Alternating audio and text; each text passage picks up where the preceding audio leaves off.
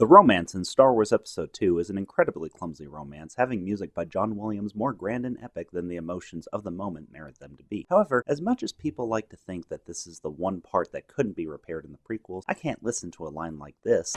You call this a diplomatic solution? No, I call it aggressive negotiations. And not think that there weren't at least a few pieces that were in the right place. Bare minimum, I understand what Lucas was going for, a forbidden romance that a Jedi couldn't have and debatably wouldn't look good for a senator either. That alone puts it light years ahead of the half-assed debacle that was the so-called Skywalker saga. Despite that, however, Lucas just didn't quite understand how to build up those emotions, and the funny thing is, all it really would have taken is just a few minor tweaks just to do just that. The first encounter of our two leads occurs after being apart for 10 years, and Anakin's reactions are suitably awkward and clumsy as he teeters between trying to compliment her and maintaining his Jedi persona, perfectly setting up the conflict that would become the primary conflict of the romance. But then we get this strange line from Padmé, "And he'll always be that little boy I knew on Tatooine." that never comes back in the rest of the film. Not to say that he doesn't have his childish moments later on, but most of her exchanges throughout the rest of the film are either sappy romantic talk or professional. She sees him as a little boy in this one part and then never again. So off the bat, you already have one line that could turn this from clumsy to smooth.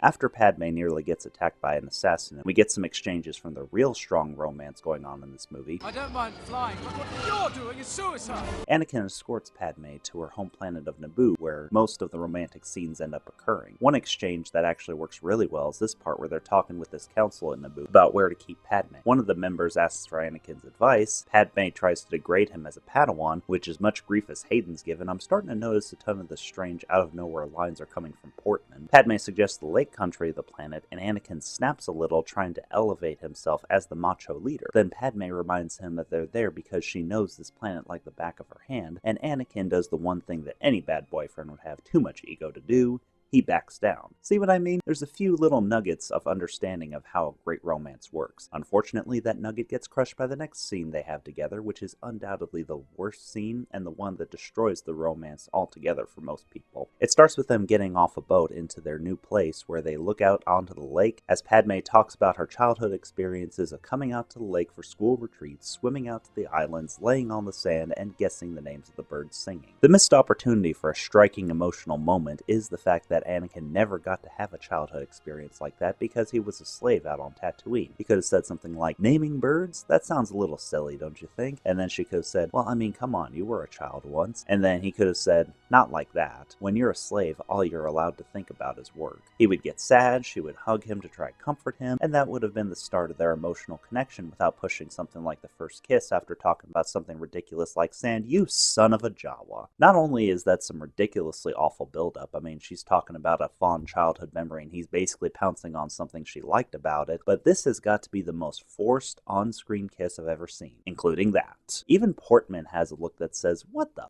is he doing? Oh, okay, I'll just go with it." They rush out the kiss like this is the only romantic scene they're going to have together, and then they have two whole other romantic scenes together later on. Save the first kiss when you've built up the emotions, damn it. Like in the next scene by a waterfall where the two seem perfectly chill and relaxed, smiling at each other despite them kissing out of nowhere in the previous scene, but being giggly and being happy, talking about Padmé's past crushes while Anakin discusses how broken the system is with someone who works in the system. Okay, to be fair, they have to set up this romance between the two while also establishing that Anakin is transforming into Darth Vader, so I'll give some leeway on that. Then Anakin's riding a walking potato and falls off as it walks over him. Then Padmé comes to see if he's okay. They're laughing and having fun. They roll down the hill. One of them ends up on top of the other, and this is where the first kiss should have happened, right there. The emotions are high, the environment is perfect, and it would have created a valley after such a high peak by having Padmé say, "No, I shouldn't have done that," and running away. Because yeah, this romance is forbidden, but they nevertheless feel the emotions. This is the scene with the buildup. This, not the stupid sand scene where he calls her smooth and earns her lips for no reason.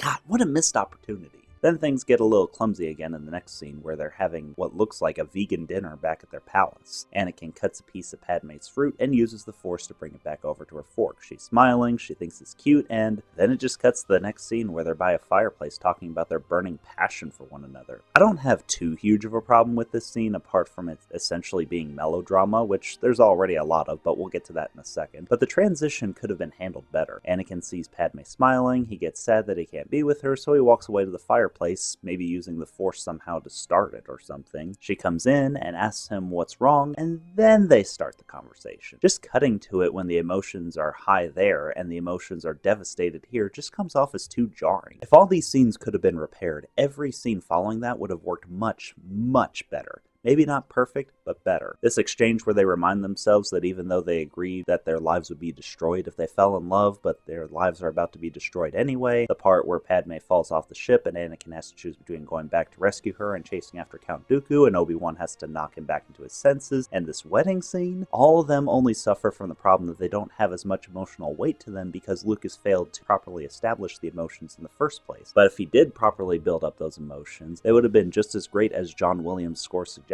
Again, it might just be spawning from the greater clumsiness of the sequel trilogy, but I couldn't help but think that if the romance in the film had a few minor tweaks, it could have been one of the greatest romances the galaxy has ever known.